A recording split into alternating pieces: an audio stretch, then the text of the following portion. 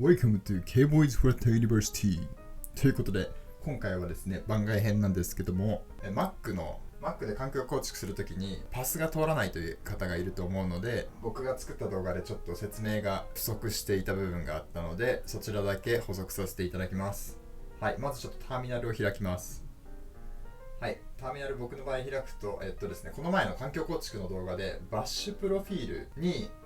パスをね、書き込んだんですけど、今って新しく Mac 買うと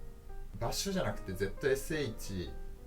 なんですよね、パスを管理するのが。なので僕の藤川家のターミナルにも書いてありますね、ここに The default interactive shell is now ZSH って書いてありますね。 To update your account to use ZSH please run なんとか spin ZSH って書いてあるんで、これをちょっとねやりますね。これやってみよう。はい、変えます。 ZSH 僕も変えますね。はい、これでちょっとターミナル、ここ今バッシュって書いてあるけど消しますね。ターミナル、ZSH に変わりました。これでということでフラッターのもう一回Get Started で確認しておくんですけど、 MacOS を押してバッシュでもいいんですけど、ZSH の場合はですね、はい、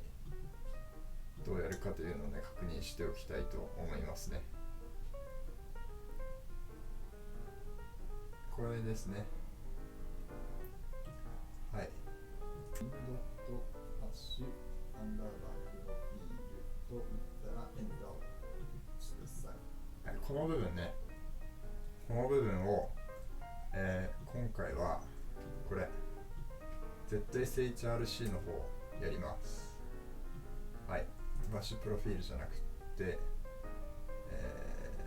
ZSHRC の方やりますね。ビーム。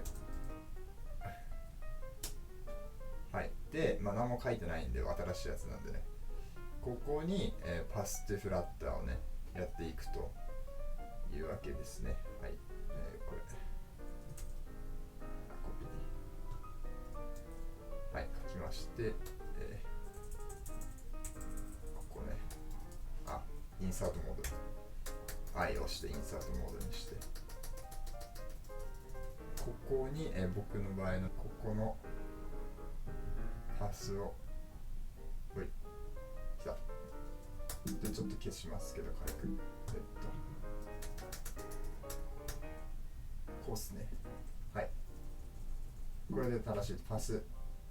スイコールユーザーズ藤川系デベロップメントフラットリーと、これで、コロン違う、